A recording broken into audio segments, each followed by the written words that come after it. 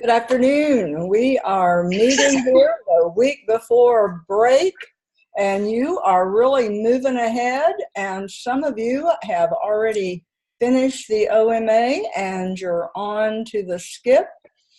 But before you get too much done on the SCIP, I want you to work on those competencies in your competency folio so that you don't end up with a lot of problems at the end, okay? So this evening, you've already heard Dr. Lamb tell you about the SCIP. You've heard, I listened to the video last night when I got home. I wasn't able to come because I have a role in a play, and the play is Thursday night and Friday afternoon. And the director would not let me miss. So you know how it is when the principal won't let you miss a meeting. So I listened to the video when I got home, and I heard her give a really good description of the SCIP. She gave you a great handout of the SCIP. You have rubrics on the SCIP. And so after having experienced all of that, I'm wondering, what questions do you have on the SCIP?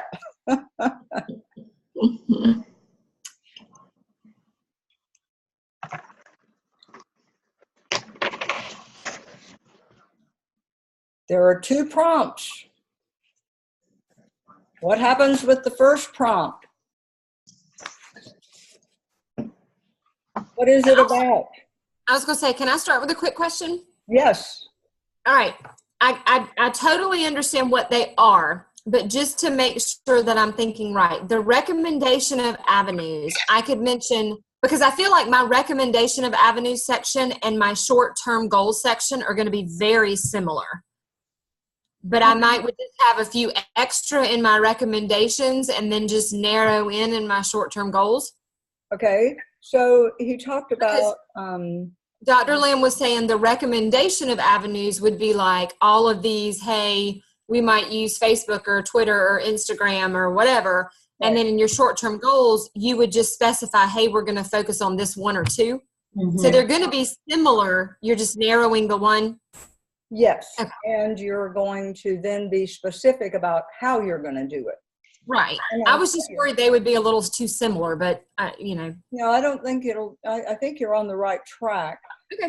One of the things that I see, sometimes if I have questions about something, rather than call you or try to bother you, I go online and look at your school, and it's amazing how many schools have websites that aren't maintained. You go on and you see last semester's exam schedule. You go on a teacher's page and you see a month ago's homework. I mean, it's not kept up. So it's really worse to have it, I think, and not maintain it than it is to not have it.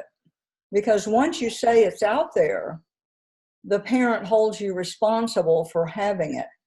You know, if you say, I'm going to put up the weekly assignments every Sunday evening before 6 o'clock. Okay, that's a great goal.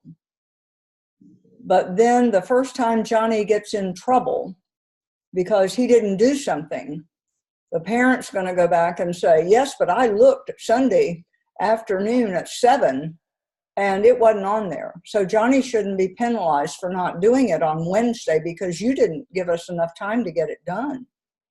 You said you were going to put it up. And as unfair as I know, you're cringing and you're saying, that's not fair. Well, it isn't fair. But that's the beginning of the argument. And then you're constantly on defense from then on. So I would say, if you're going to say we're going to do a certain thing on Twitter, or we're going to use Instagram, or we're going to, you know, really keep our Facebook page current, then somebody, that mysterious, wonderful, should wear a crown somebody, needs to be identified and held accountable and given time to do it. You know, if you're the person that's been designated to do that, that should be considered just like hall duty and a conference, somebody that's supposed to be going to these weekly conferences or monthly conferences or whatever. That's a job within the school. So it takes time to do those things. If you're the person that's going to maintain that website, and maybe your secretary, the front office secretary, if you're in a big school, maybe you have a person that does that. But some small elementary school, that's a big job.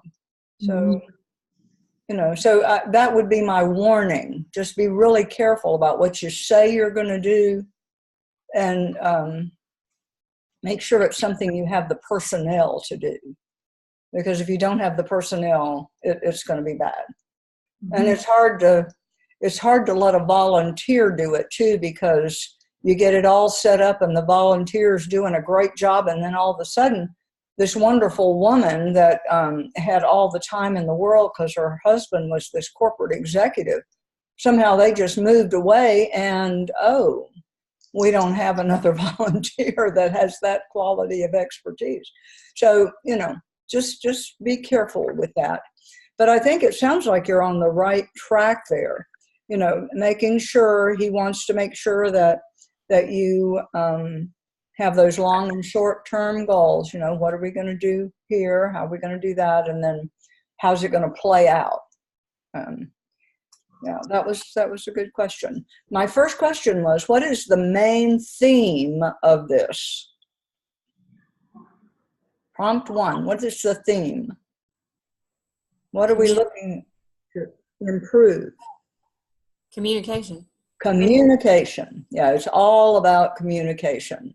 Mm-hmm. And I will say, the last time I did a 5-semester program, what we did, and I think Dr. Todd alluded to this, what we had the students do was to look back at the stuff that you did in the app school as far as student achievement and where the school was using your subgroup information of where the school was academically, so you could see the crowns and the warts there. And then the teacher working conditions survey, some of that information about communication, because there's a big bunch of that stuff. And then we had them do focus groups. And that's why I think Dr. Todd, mentioned focus groups a couple of times. And with that, you can have some of your EC parents or PTA people, business people, depending on your school. A lot of schools have a lot of volunteers and they have a lot of outside people coming in the school. Some really small schools may not have that many outside people involved in the school. But anyway, you try to have people from the outside come in and you go through some of this information. You talk about the good things and the needs for improvement, and you collect their ideas. You don't say you're going to do everything they say. You're just saying, what we would like to do is get input from the community about communication with our school. And think about the disconnects. The teachers will tell you in the teacher working conditions survey or some other survey that you might do, that the parents just don't respond. I send notes. I leave messages on phones. I put notes on papers. And I never hear from them. They're not supportive. You look at that teacher working conditions survey. That's one of the questions: is are the people supportive of your school, of you as a teacher? And then you go to the parent side of that and you say, how comfortable are you with supporting the school? Oh, we support the school 100%. We wish they would communicate with us more. We would really like more information. And you go, wait a minute, The school's saying, we're sending you as much information as we possibly have time to create, and you're saying you're not getting information. Now, it seems that that is a gap, and you'll find that's really true. And so that's what you're trying to establish here. And so you present that information, and you just ask the people that come to the focus group to brainstorm ideas, practical things that would help. And they may say, I am sick and tired of that phone ringing and it being the school for the third or fourth robocall in a week. A lot of parents really get turned off by that. And it's aggravated by the fact they're getting so many robocalls from businesses. You're just 3 more of those. And even though they want the information, they're mad already about the robocalls. And it used to be that parents really liked that. But that was before every business in the world wants to sell you something, or every collection, charity wants you to give them one more dime. So, you need to be sensitive to the fact that that changing dynamic may mean a lot to your relationship with the community. So I think the other option, the other option is to take your teacher working conditions survey and any other information you have about how people feel about things, and try to write your own survey using like SurveyMonkey or something like that, to try to get at, why do people feel that way? If you have 3 questions that are low in an area of, say, 6 or 8 questions, flesh out for those 3, what could be the problem? Ask some questions to try to dig that out. And then when you get that survey information back, SurveyMonkey will actually, analyze it for you. Then you've got some information to look at what the school says about these things and what the community says about the same things. What I see happening sometimes is people will write a survey, but they don't ask the same questions in both surveys. So you can't really say there's a gap if you can't see an alignment between the questions on the teacher working conditions survey or the advanced ed, or you've got the Title I survey is a parent survey. Well, you'd be going sort of the opposite way with that. If you've got the parent survey information, well, you want to ask your faculty about the things that are low on that survey. You want the faculty to respond to that, because what you're trying to do is to get information from both groups where there seems to be dissonance and try to work out what are the gaps and what can you do about it, and ask both camps for suggestions. And so the survey is a good possibility.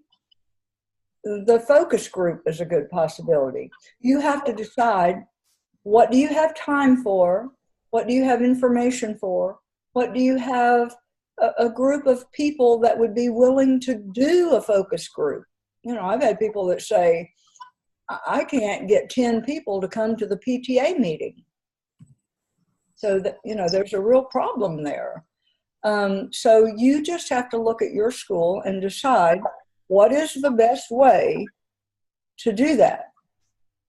And remember the fact that when you go to the teacher working conditions survey and the advanced ed survey, the question sections on there don't get hijacked by the teacher leadership one, which is what we've already done. We're not doing teacher leadership here. We're doing school leadership because it focuses on the bigger picture. So make sure you're there. Okay, what other questions would you have um, about the focus. We know it's communication. I pulled out the rubric just to make sure that if you have questions about the rubric, I want it to be clear. He said I couldn't give you an outline, and it's probably fruitless because I've graded a whole lot of these papers that didn't use the outline we had. So you sort of have to do what's good about your school.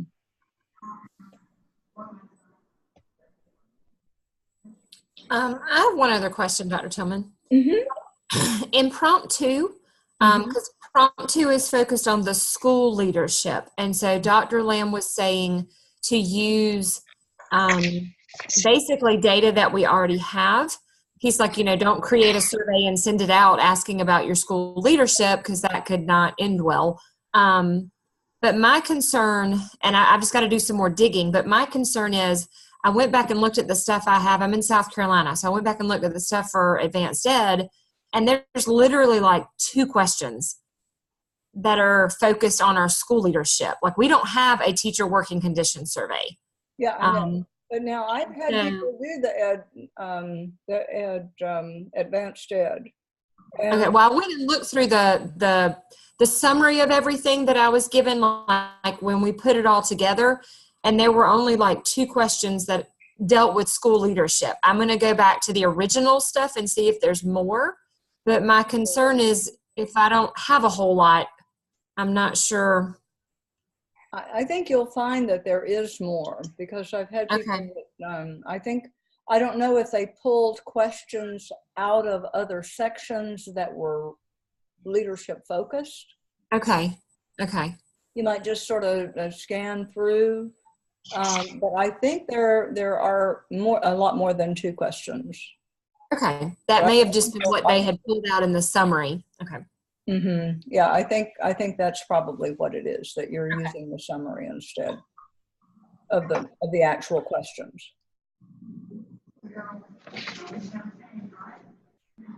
Okay. Other questions?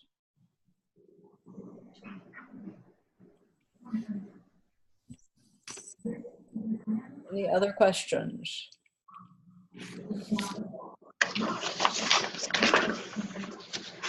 Okay, so as you go through, you want to make sure that the needs assessment, that you do each of the things that are on that rubric, make sure that you include them. And he talked about the difference between the needs assessment background information from Comp 1 and the organizational analysis in 2. And I believe he actually did say, make sure that you're using, looking at those 2 different things, that when you're talking about the background description, that's more of the school's place in the community. And when you talk about the organizational, you're talking about sort of the internal, how does the school run? And so that's more the APTL kind of stuff. All of these things, if you'll remember long ago, those of you that have been with me since the beginning, I said, when you write your site profile, spend some time on it, do a good job with it, because you're going to use it later. Well, I'm hoping you're using it later. Okay? So when you get really upset with me because I'm asking you to do extra stuff, just hang with me. I'm trying really hard to make it easier for you. So pull out that stuff that you've already written. Maybe you don't want to just do it lock, stock, and bagel, but read through it and see if there's something that, since you wrote it before, that you've realized should be included, include that. At this point in your professional life, this should not be about pleasing me, or shouldn't really be about a grade. It should be about learning all you can possibly learn before somebody hands you the keys to the kingdom and says, go to it, babe.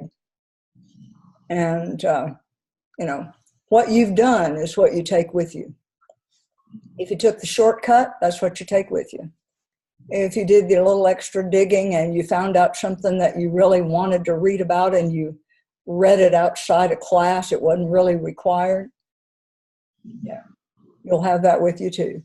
So, I want to be your helper. And so that's why I say, just ask me questions.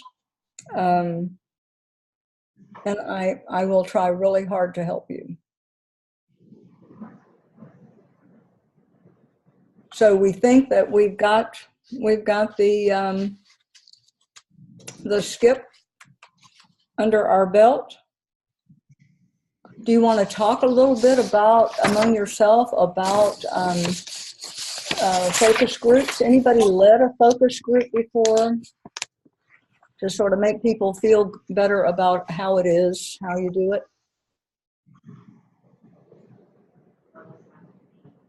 You have a small group of people get together and you provide them information like, you already have PowerPoint presentations that have a lot of this in it. So, it's a matter of, I used to tell my class when we required a face, for us to do a focus group, that when they did the student leadership stuff in the APTL, that the PowerPoint presentation had to be perfect.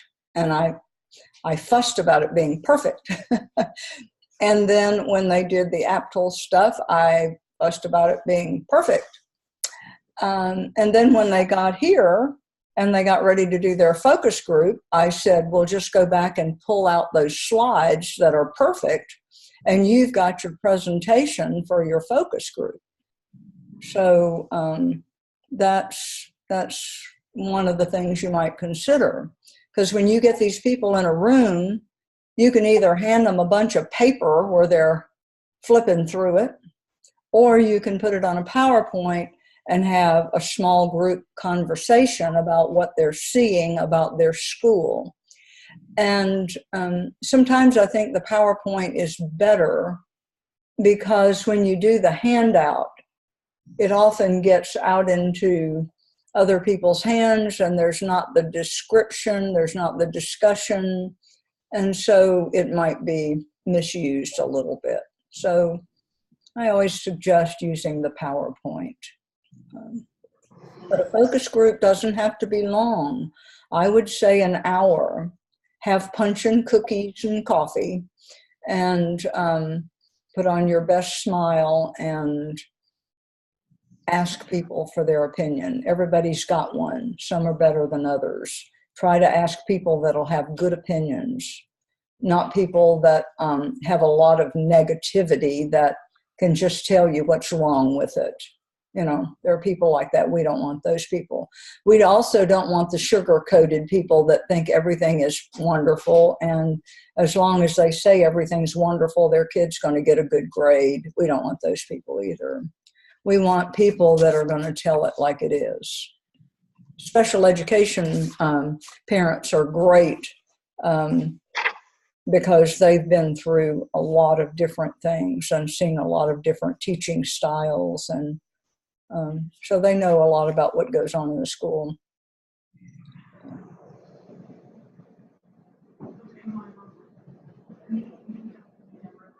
Okay, what about any questions about prompt 2? Okay, so just a couple of things about the OMA.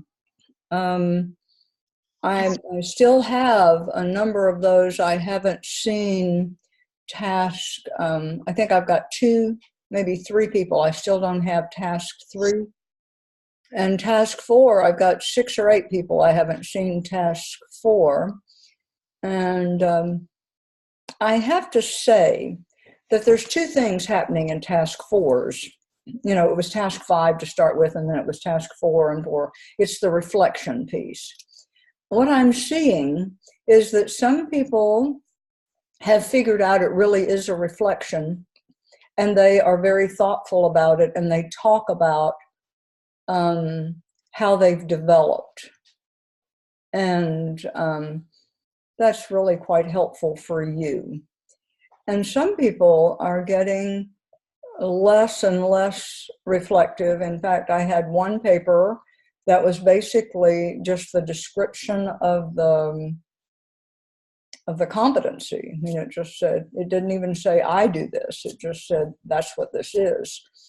So I'm just, Ms. Hall and I were talking before. She's getting ready to go for an interview. And I'm hoping that the fact that she's been thoughtful in her competency reflections and in the reflections of what she's done, that will help her in her interview, because she knows her strengths. She knows what she needs to work on. And you should never go into an interview thinking that you are strong in everything, because that's not the human condition. You know, the trick is, when you get into an administrative role, to look around you, find the smartest people you can find that know a lot of things you don't know, which means you've got to know what you don't know. And you hire those people, and you trust them to help you get better. Meanwhile, they keep you out of trouble. So that principal is going to try to hire an assistant principal, and he's looking for somebody that is going to be able to fill his weak spot. He's not going to announce that, but he knows what it is. And Miss Hall will be wonderful. Mm-hmm. And the fact that you've worked for this man, you know his weaknesses too. Yep, exactly. So you don't play to them. You just show how you're the best candidate to support that area, and how you're willing to learn. And don't walk out of there without asking for the job. Ask for the job. Or ask like when your start date is. You just ask for the job. I know my principal was saying something about doing a reverse interview. Oh. And I was like, oh, wow. Okay. Yeah. Well, and one of the things, we all want to be mentored, right? Exactly. Okay. So that's a good reverse. Yeah. What type of mentoring do you feel you'll have time for? I've already asked her that question. I've been asking her that since I started this program. Because that's important. It's important. As long as you have a role that ties you to the school, there's a lot of things, a lot of opportunities they can't offer you, even if they want to. You know, because in order to send you to a professional meeting, they've got to hire a sub. You know, once you're in the assistant principal's role, they can send you in their place to a meeting. They can let you read confidential reports. My principal already sends that stuff to me. Yeah. Well, just realize that they have figured out you can keep your mouth shut. And like it says, you know what to say to whom and what not to say to anyone. And there's some people that just can't resist telling what they just found out. And those people will get you in so much trouble, you just will be sorry you ever met them. Yeah, I'm really excited. Like tomorrow, I get to go to my assistant principal's meeting with her. And then Tuesday, I get to go to my principal's meeting with her. So I'm super excited about that. Yeah. Awesome. Well, and the good thing about those kinds of meetings, if you get to do those, is that you get to meet people. Yes. And remember, dress for the job you want, not the job you have. Mm-hmm. Now, my mother didn't graduate from college, but she told me that from a really early age. I don't care how frumpy your friends are. Dress for the job you want, not the job you have. And I really, it's good advice, because when somebody walks into your office and you're on the side of the desk that hires, it's going to matter.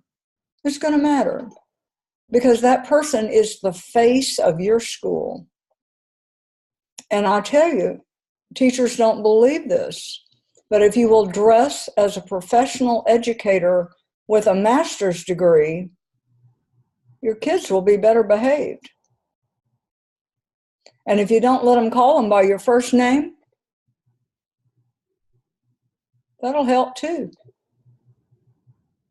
And I know some people think I'm an old stuck-up biddy, but that has just carried over to my present day. I call people by their surname until they are out of my class, and then they're my friends, and I call them by their first name. But there's a relationship that you have with your teachers and that you have with your superintendent, and they are line staff, and you need to know the line staff relationship in your system, and you don't cross it. You know, you don't jump over somebody to go talk to somebody because you think that somebody will do you more good. No, the person you jumped over is not going to like it. And the person that you jumped to see is probably not going to like it either, because they know that you shouldn't have done that. You know, so anyway, just a lot of good things. It's getting to be interview time, isn't it? Yeah. Yeah. Those job postings are out there. And I had somebody tell me the other day from our class that they had a call to come interview and they hadn't applied, and they turned down the invitation. And I thought it was really very thoughtful. They said they weren't ready. Now, how do you think? Put yourself on the other side of that desk and have a conversation with somebody that you offer a position that they're working on, and they say, I don't think I'm ready. I need to finish this program and learn all I can learn. And I need to just have a little more time, and I hope you'll ask me again, and I'll be ready the next time you ask me. You think they'll be asked again? Yeah, I think so. I think so. And I think too often people want to put on a happy face and pretend that they know everything.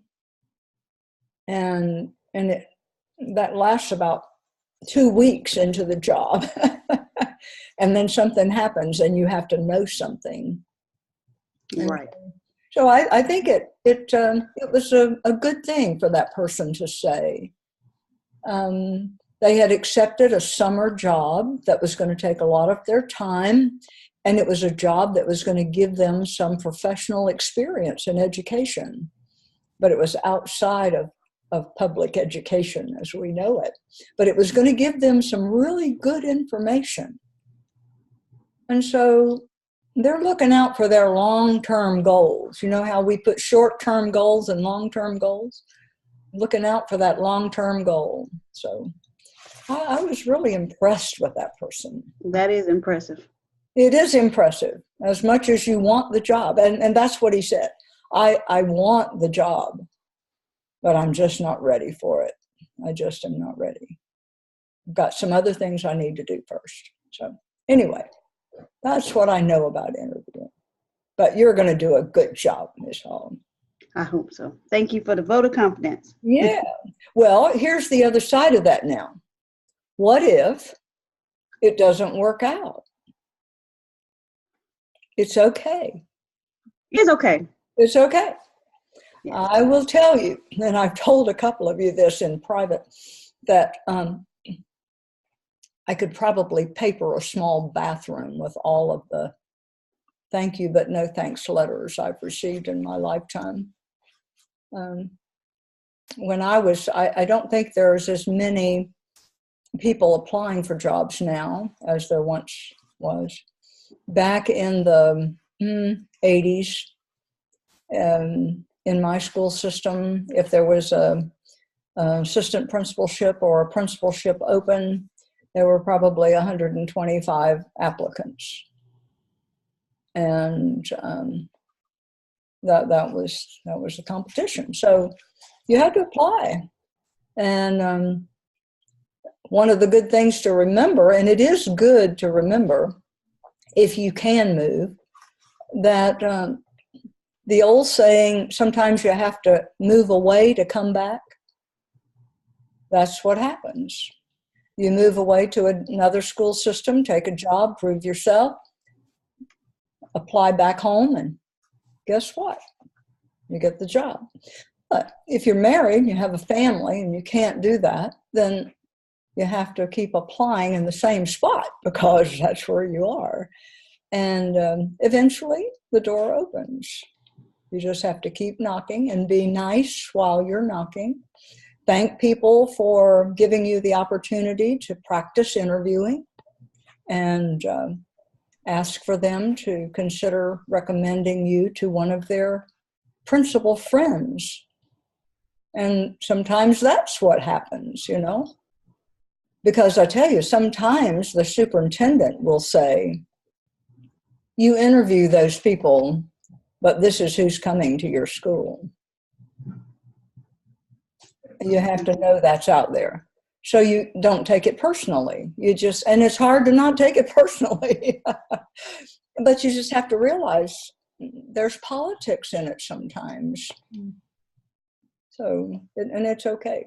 I mean, it's not okay that there's politics in it, but we're frail human beings, and that's the way it really is. So just ask him for the job, and if you don't get it, ask him to help you find a job. Okay? Yeah. All right. I'm looking at the SCIP profile over here, this proficient area, and I'm seeing that the needs assessment, it tells you exactly what to do. It tells you about the organizational analysis. Please put headings in your paper. Okay, that'll help Dr. Todd and I both. And I need you to get your competency folio done for the OMA. I'm working on the new students, the students that I didn't have last semester. I'm trying to get through those first because there's a couple of different things going on with some of those. And those of you that I had last semester, I think you were doing it well, and I don't need to go back and record what you've done. I need to record what the other people have done so I can make sure I can help them at the end to make sure everything is done that's supposed to be done. Is there anything about the competency folio you'd like to talk about? Dr. Tillman, I do have a question about that. Yes. I was just pulling up and actually looking at mine while we were talking, because I had not yet gotten the opportunity to do that. And I know I haven't stuck the OMAs in there. That's on the to-do list. But I had noticed you had put a comment, and my Zoom is lagging, so I apologize for the video. Hopefully you can hear me okay, though. I had noticed you had put a comment on one when you had given us the competency record. I had gone in and listed out for myself, okay, here are the ones I've already stuck in. Here's where they go, because I know I stuck some in last semester that weren't APSL related, and I've got to go back and fix that. But like I had marked one in terms of open-ended, and your comment was that it would actually fit APSL because it was connected to students. So I guess I was saying I didn't think that it fit the APSL because it didn't have anything to do with what was actually written in my APSL. So does it have to deal with what's actively written in the APSL, or if it's dealing with students and the APSL is student-based, that connects it? I think, I can't remember the exact thing, but I think that I probably read it and thought that it was related. But you, having done it, know that it wasn't. It was a conflict management, and it was related to, we were having an issue in terms of our recess, and so I had held a team meeting to discuss it, and so it was focusing on me handling that conflict about the recess, but the recess really isn't a part of my absolute at all. You're right. It would not. You are correct. It would be open-ended. Yeah. So in order for it to be a part of my APSL or APTEL, it's got to be something that I actually put in my APSL or APTEL. It should be. Now, I have to say that those of you that were not with me last semester, I'm trying to be really open about that, because I sent a lot of mine back and said, this is not related to, because if something says, you should have one about the APSL, one about the APTEL, and an open-ended, and you just put, during the semester that I was doing the APSL, I did this, your CC2 had given you credit for doing that last semester. And so I don't want to come behind and say, no, that's not correct. I was now putting it in the open-ended column. And then I was going to go back and fill in APSL, APTEL related. Yeah. But I'm just making a general comment about the group, not specifically yours. But I mean, that's okay, right? I can now go back and fill in for those. Yes, that is correct. Okay. And another difference, I always, if the professor said you need to do these 12, then I wanted you to put those in your competency folio, which meant that you would have more than 3 submissions for many of the competencies. But I'm thinking now, I think you were under the impression that you just had the ones that were marked. And so I'll have to get some clarification on that, because we've always had more than 3 on some competencies, because your professor might require that you do a particular one and it's outside the requirements and you've already done an open-ended, so that's a second open-ended. Do you see what I mean? Yeah. Yes, and we were just kind of told 1 for each one. Right. And so I've had people say, yes. Okay. But yeah, so we can have more than 1. You can have more than 1. I mean, more than the 3. More than 1 per okay. for each thing. Okay. Because sometimes people are tapped to do some really neat thing, like, oh, the superintendent wants somebody to come and do this presentation, and your principal says, gosh, you just did that for our faculty. That's great. I'm going to ask the superintendent to include you in the program. Well, you want to put that in your portfolio, I would. So, so that would be an extra. But when you get the 3 done, I'm going to consider that that's all you need to do.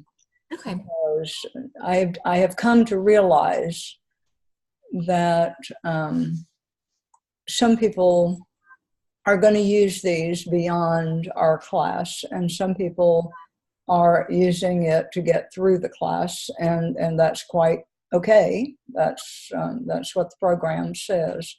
So it's like so many things. There's the letter of the law and there's the spirit of the law. And so I'm always for the spirit of the law, and that usually means I ask students to do more than they actually have to do, I guess. And that's okay. Are there other questions about the competency folio?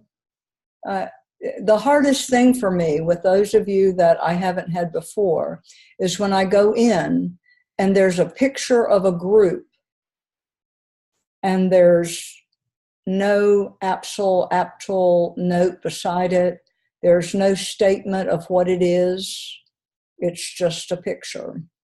Or it's just a memo And for some reason, I can't enlarge the memo because the screenshot is not working properly. And so the reviewer can't actually read what the memo says. And so I can't tell if it's an apsil, an aptal, an open-ended. But it has a comment in the comment from the CC2 that says it's great. So what I'm doing is I'm on my record, I'm checking it off as last semester you got that done and that it's great. And that's all I know to do with that. Because if I have, for example, even a document that's linked and it just says PLC doc. And I go in and it's a memo that you're having a PLC meeting. Well, is that the aptal? Is it the apsil? Is it possibly open-ended? And if you have two of those, which one is for the apsil and which one is the aptal? And I'm thinking that on the student side of this, it's hard to understand that when somebody goes in to look at it, it's hard to tell whether you met the requirement or not because you can't read it because the screenshot is not working on it. A lot of them, they do work. I can enlarge it, but if it's small enough, I can enlarge it, but I can't read it because it's so blurry. If you've ever tried to enlarge a screenshot that's real small. Yeah. So that's, from my side, that's the problem that I'm experiencing. And I'm just asking if people will try to identify, label what you put in, even if it's just to say, you know, OMA, because I know that's this semester, and or this is aptal, you know, just some note that says what it is. But I will say anything that the CC2 evaluated last semester, if it's one thing, I assume that it's the one thing that was required last semester. The only concern I have is when there's one thing and there were two requirements last semester and I can't tell which one it is. So, you know, just to try to help you see, it's not, I've never tried to set requirements just to set requirements. I really try to foreshadow problems that are coming down the pike, and it's hard. And the last thing about competency folios I will say tonight is some of you are beginning to put in the digital competency, and that's really good. And I would say that if you're doing the Schedule Monkey or you're doing you know, some type of software that's a little different, make sure you show that and do the digital competency. I had some people that did some really nice growth plans. And when they talked about the OMA, they ended up putting a picture of them giving the presentation, but they didn't attach the PowerPoint, and they didn't attach the plan. It's the plan and the PowerPoint that really shows that you have the expertise, not the picture, you know? So that's sort of where I come from. I want you to show what you know. And a picture, in fact, I had one picture that I noticed said, it was a picture, and it was dated 2017. So I don't know what we do about that. You know, yeah. I smiled too. I'm going to assume that they put the wrong picture. But anyway, I want those competency folios to be something you'll be proud of, and because you work hard, and I want you to look your best. Okay, so I'm just wondering if there's anything else for the good of the group. We've lost everybody down to 3, so I'm thinking it must be time for us to close out. This old lady has just babbled on and on. And good luck, Ms. Hall. We're all going to be saying a little prayer. Please. And when is this going to be now? Monday. Monday. All right. So you've got plenty of time to sort of think about those questions and decide what would you say if. Because I said I needed a mock interview with Dr. Todd and Dr. Tillman. Well, I think one of the things, just think about what would you want to know about an assistant principal. If you were interviewing the assistant principal, what would you want to know if you were on the interview team? You know, just think about it from that point of view. Yeah. And how difficult, here's a good thing to think about. How difficult will it be, and how will you overcome the fact that it's your school and you have a lot of friends in that school? That's one of the biggest problems you'll have. Well, we're a new school, so we haven't Bonded. Yeah, we're a new school and we had turnover. So, you know, this year is still like a new year because we still got like 30 new staff members. Yes. So, and that's a positive. That is a positive. And you might think about that. And even if you don't get this job, you might think about that as you relate to other faculty members. right. Yeah. Okay. Well, Thank you. I'm going to sign off and I'll see you later. Bye-bye. Right.